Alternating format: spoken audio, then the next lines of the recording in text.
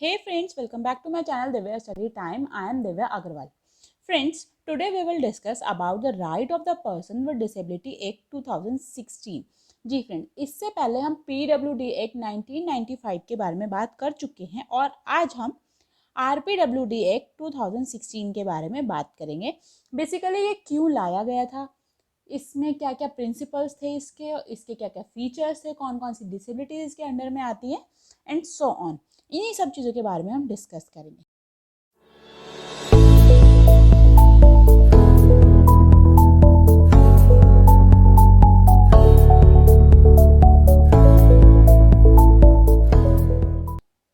So let's start with the introduction first.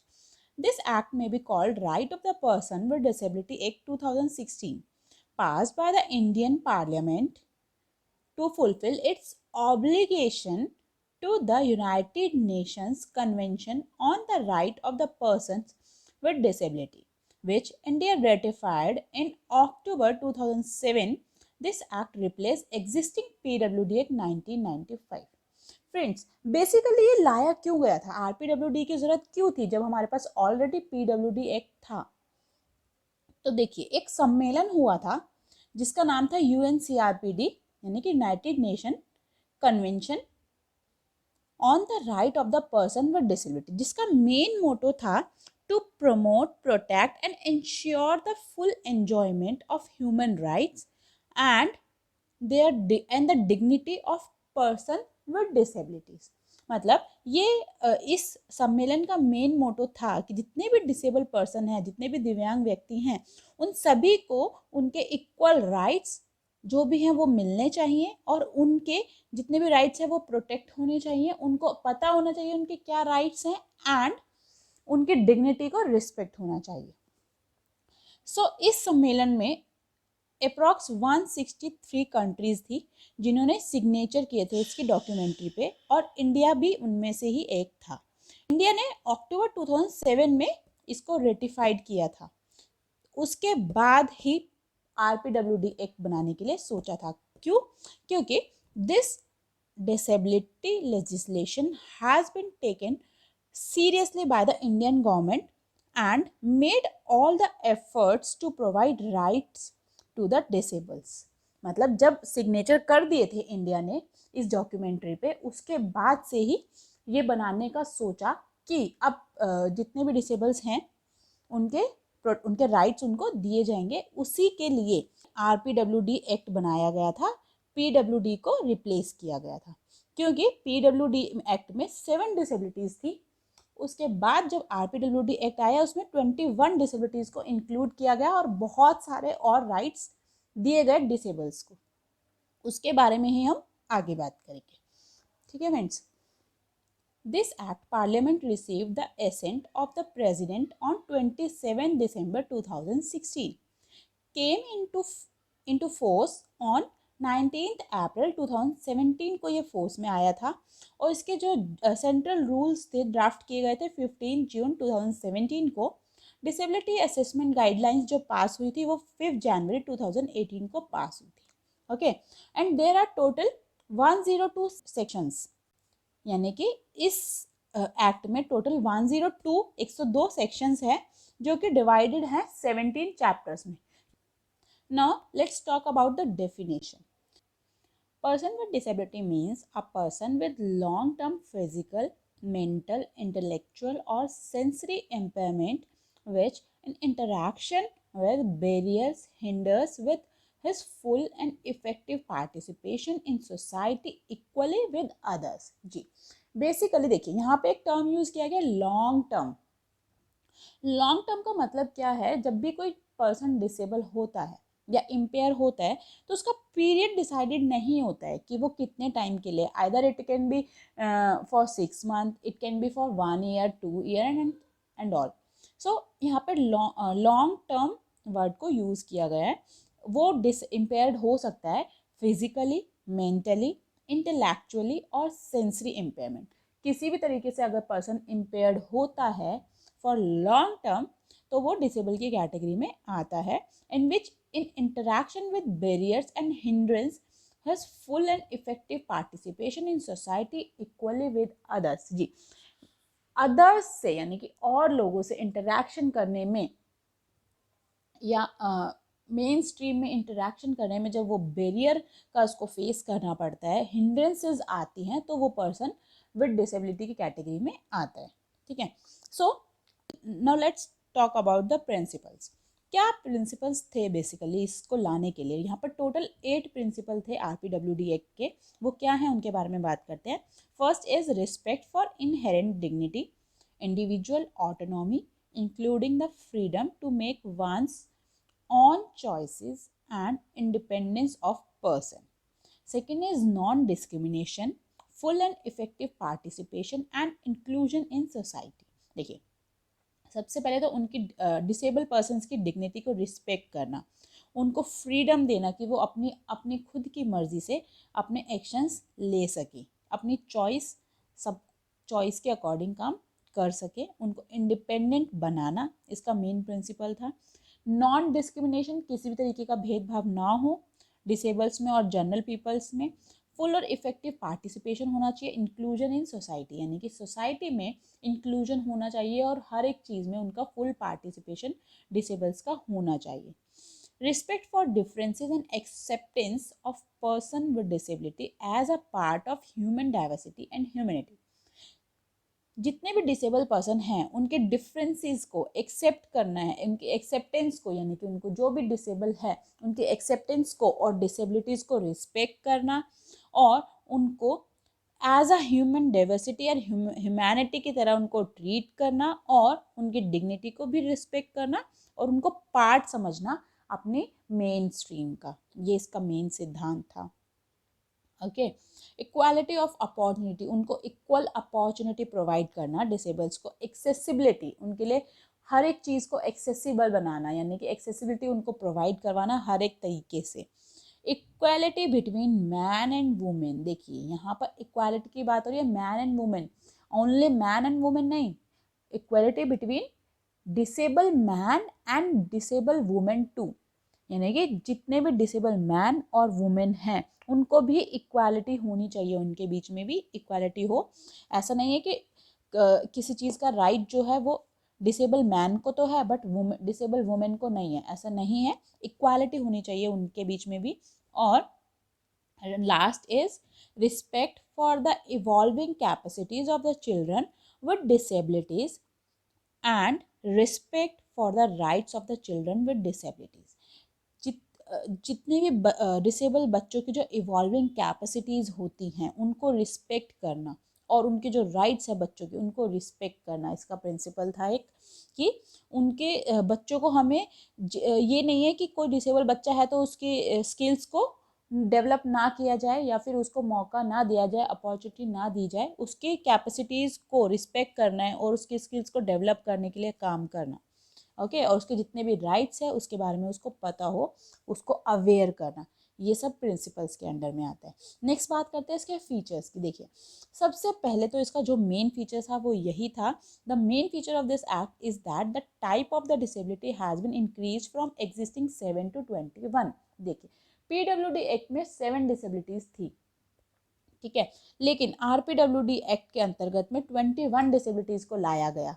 ये इसका main features था। और सेकंड मेन फीचर इसका ये था कि इन 21 डिसेबिलिटीज के बाद भी सेंट्रल गवर्नमेंट के पास पावर थी कि वो इसमें और भी डिसेबिलिटीज को ऐड कर सकता है जो बिल्कुल रेक्टिफाइड होंगी। ओके, और एक और मेन काम किया इस एक्ट ने, वो क्या था, disability from charity to the human rights, यानी कि डिसेबल के लिए काम करना, डिसेबिलिटी को चैरिटी की तरह नहीं ह्यूमन राइट्स की तरह लिया जाएगा। यानी कि अगर डिसेबल्स के लिए कोई काम कर रहे हैं तो वो एज अ चैरिटी नहीं, वो उनका अधिकार है उस चीज़ को लेने का। डिसेबल्स को पूरा पूरा राइट है, उनके राइट्स को उनको बताना, अवेयर करना और उनको उस चीज़ के लिए अवगत कराना, ये भी इसका एक मेन फीचर्स था। ठीक है, इसने disability from charity to rights to human rights किया था। अब नेक्स्ट बात करते हैं हम आरपीडब्ल्यूडी एक्ट के अंदर में जो जो 21 डिसेबिलिटीज़ को इंक्लूड किया गया था उनके बारे में। हम पीडब्ल्यूडी वाली वीडियो में अपने 7 डिसेबिलिटीज़ के बारे में पढ़ चुके हैं और अब इसमें 21 डिसेबिलिटीज़ बताते हैं इसमें क्या क्या थी। इसमें सिर्फ मैं आपको नेम बता रही हूँ, अपने आने वाली नेक्स्ट वीडियोज़ में आपको एक RPWD की 21 डिसेबिलिटी की अलग से एक वीडियो प्रोवाइड करवा दूंगी, उसमें इसको एक्सप्लेन करेंगे। Okay, so first is blindness, दृष्टि बाधिता। सेकेंड इज लो विजन यानी कि अल्प दृष्टि बाधित। Hearing impairment, then third is hearing impairment. Fourth is intellectual disability, जिसको मेंटल रिटार्डेशन कहते थे पहले, अब इसको चेंज करके इंटेलेक्चुअल डिसेबिलिटी कर दिया गया। Then fifth is specific learning disability, जितनी भी लर्निंग डिसेबिलिटीज आती है यानी कि डिसलेक्सिया, डिस्कैलिकुलिया, डिसग्राफिया, ये सब भी लर्निंग डिसेबिलिटीज आती है इसी के अंदर। Autism spectrum disorder, mental illness, multiple sclerosis, Parkinson's disease, haemophilia, thalassaemia, sickle cell disease, ये सारी ब्लड रिलेटेड डिजीज हैं। Thalassaemia, sickle cell disease, multiple disability जितनी भी होती हैं वो सारी इसके अंडर में आएंगी। Muscular dystrophy, acid attack victim, जी एसिड अटैक विक्टिम भी इसके अंडर में आते हैं। डॉर्फिज्म, डॉर्फिज्म यानी कि जिनकी हाइट कम होती है, यानी कि 4.10 इंच से कम जिसकी हाइट होगी, डॉर्फिज्म, वो आते हैं इसमें। सेरेब्रल पैल्सी के बारे में हम बात कर चुके हैं, सेरेब्रल पैल्सी भी इसी के अंदर में आती है। Leprosy cured, speech and language disability, हर तरीके की स्पीच और लैंग्वेज डिसेबिलिटी इसी के अंदर में आएगी। Locomotor disability and chronic neurological conditions, epilepsy and ये सब इसमें आएंगी क्रॉनिक न्यूरोलॉजिकल कंडीशंस में। ठीक है फ्रेंड्स, चलिए अब हम बात करते हैं इसके 17 चैप्टर्स की। कौन कौन से चैप्टर्स इसमें थे जिसके बारे में इस एक्ट में एक्सप्लेन किया गया है ना। फर्स्ट चैप्टर इज प्रिलिमिनरी, इस चैप्टर का नाम प्रिलिमिनरी था और इसमें बताया गया था जितने भी बैरियर आते हैं, जितने भी फैक्टर इंक्लूड होते हैं डिसेबल्स के डेवलपमेंट में, उनके स्किल्स के डेवलपमेंट में, वो सब like communicational, cultural, economical, environmental, institutional, political, social, attitudinal and structural factors जितने भी इफेक्ट होते हैं वो सब इसके बाद इसमें डिस्कस किए गए हैं। केयर गिवर के बारे में बताया गया है, कम्युनिकेशन के बारे में बताया गया है, लाइक अगर किसी भी पर्सन को कम्युनिकेशन में प्रॉब्लम आ रही है, ब्लाइंड पर्सन है, उसको ब्रेल टेक्टाइल कम्युनिकेशन प्रोवाइड किया जाए, साइंस लार्ज प्रिंट उनको प्रोवाइड किया जाए, लो विजन्स को एक्सेसिबल मल्टीमीडिया होना चाहिए, return audio video visual display, और अगर कोई हेयरिंग इम्पेयर्ड पर्सन है तो उसको साइन लैंग्वेज एंड जितने भी एक्सेसिबल टूल्स हैं वो उनको प्रोवाइड किए जाएंगे, इस बारे में इसमें डिस्कस किया गया था। Next is rights and entitlement, chapter 2 is right and entitlements. Friends ये हम पूरे 17 चैप्टर्स को डिस्कस करें जो RPWD एक्ट के अंडर में आते हैं। इसमें राइट एंड एंटाइटलमेंट्स में जितने भी राइट्स दिए गए थे PWDs को उसके बारे में बात किया गया था, like equality and non discrimination, women and children with disability, community life, protection from cruelty and inhuman treatment, protection from abuse, violence and exploitation, उनका राइट है, उनके साथ ऐसा नहीं होना चाहिए, इन सब चीज़ों के बारे में। Reproductive rights, home and family rights, मतलब कोई भी बच्चा, अगर कोई डिसेबल बच्चा है तो ये नहीं है कि उसको उसकी डिसेबिलिटी के बेस पे उसको पेरेंट्स से अलग कर दिया जाए, उसको पूरा राइट है अपने पेरेंट्स के साथ में रहने का। कोई मेंटली इलनेस कोई फीमेल है तो उसको रिप्रोडक्टिव राइट्स भी हैं, ऐसा नहीं है कि अगर ये डिसेबल है तो ये इसको रिप्रोडक्टिव राइट्स नहीं मिलेंगे। तो इस तरीके के सभी राइट्स को इसमें इंक्लूड किया गया था, जैसे कि वोटिंग राइट्स भी थे इसी के अंदर में, प्रोविजन फॉर गार्डियनशिप भी था इसी के अंदर में, सारे राइट्स के बारे में बात की गई थी। Then third chapter is education, जी एजुकेशन से रिलेटेड जितने भी थे उसके बारे में बात की गई थी, लाइक उनको किस तरीके से जितने भी स्पेसिफिक मेजर्स थे to promote education, facilities to inclusive education, वो सभी इसमें डिस्कस की गई हैं। क्या क्या फैसिलिटीज़ इनको मिलनी चाहिए मेन स्ट्रीम में, एजुकेशन कैसे प्रोवाइड करवानी है इनको, कैसे टीचर्स को ट्रेनिंग देनी है ताकि डिसेबल्स को better quality of education provide की जा सके। ओके, और इनको कैसे मेन स्ट्रीम में इंक्लूड किया जा सके, इन सब चीज़ों के बारे में चैप्टर 3 में डिस्कस किया गया। और chapter 4 is skills development and employment, जी इसमें जितने भी डिसेबल्स के स्किल्स हैं उनको डेवलप करने की बात की गई है, उनके एम्प्लॉयमेंट की, लाइक वोकेशनल ट्रेनिंग उनको दी जाए, सेल्फ एम्प्लॉयड बन सके ताकि डिसेबल्स जो है, non discrimination in employment, equal opportunity policy होनी चाहिए, appointment of grievance redressal officer, maintenance of record, ये सब उनके स्किल्स को डेवलप किया जाए, उनको एम्प्लॉयड किया जाए। Okay, chapter 5 is social security, health, rehabilitation and recreation. सबसे पहले सोशल सिक्योरिटी का उनको इंश्योरिटी होनी चाहिए, लाइक कम्युनिटी सेंटर्स होने चाहिए डिसेबल्स के पास। अगर किसी डिसेबल के पेरेंट्स नहीं है, कोई केयर गिवर नहीं है, तो उनको शेल्टर्स प्रोवाइड होना चाहिए, बेटर लाइवलीहुड उनके पास होना चाहिए, support during the natural and man made disaster में इनको सपोर्ट किया जाना चाहिए। Okay, and support the women with disability for livelihood and for upbringing of their children. इन सभी तरीके से उनको सोशल सिक्योरिटी होनी चाहिए, उनको अब्यूज़ नहीं किया जाना चाहिए किसी भी बेस पे। ओके, बहुत सारे एनजीओ जो हैं खोले गए ताकि उनको लाइवलीहुड मिल सके, डिसेबल्स को पेंशन मिल सके उनकी सोशल सिक्योरिटी के लिए, ताकि वो अपने डेली लाइफ को, अपने डेली लिविंग स्किल्स को अचीव कर सके। Okay, now sixth chapter is social provision for person with benchmark disability. Friends, benchmark disability यहाँ पर बोला गया है। benchmark disability का means कि जो भी पर्सन 40% या अबव होगा वो बेंचमार्क डिसेबिलिटी की कैटेगरी में आता है। तो उनको भी जो बेंचमार्क डिसेबिलिटी वाले पर्सन हैं उनको फैसिलिटीज़ प्रोवाइड करवानी चाहिए, जैसे कि उनके लिए फ्री एजुकेशन होनी चाहिए, ठीक है, reservation in higher education institution होना चाहिए। हायर एजुकेशनल इंस्टीट्यूशन में उनकी रिजर्वेशन होती है अलग से बेंचमार्क डिसेबिलिटीज़ की। Identification of post for reservation.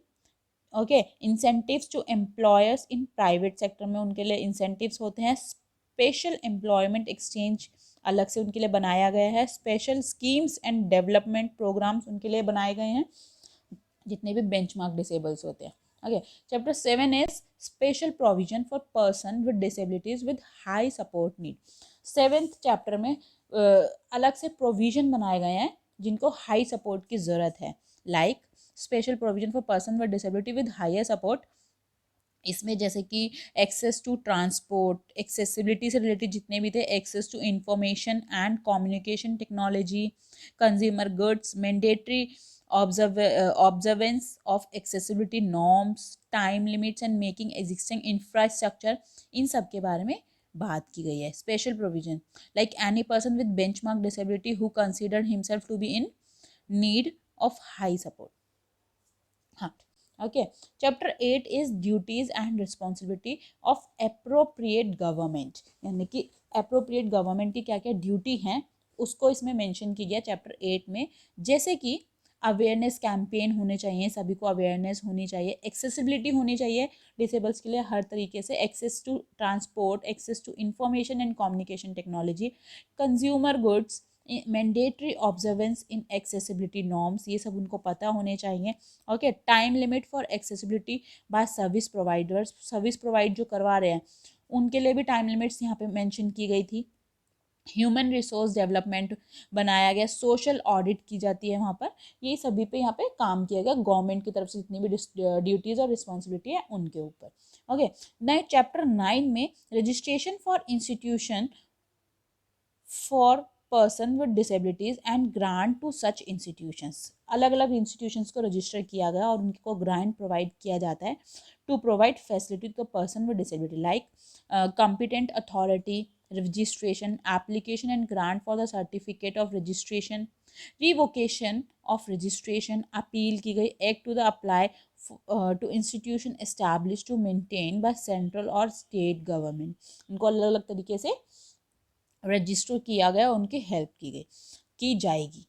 Certificate to specified disability, chapter 10 में सर्टिफिकेट के बारे में बात की गई, या किसी से कोई भी स्पेसिफाइड डिसेबिलिटी का पर्सन है तो उसको सर्टिफिकेट प्रोवाइड किया जाएगा, like guideline for assessment of specified disabilities, designation of certified disability, designation of certifying authorities, procedure for certification, appeal against the decision of certifying authority, इन सब चीज़ों के बारे में इसमें बात की गई। ना chapter 11 is central and state advisory board on disability and district level committee, यहाँ पे अलग से एक बोर्ड बनाया गया central and state advisory board.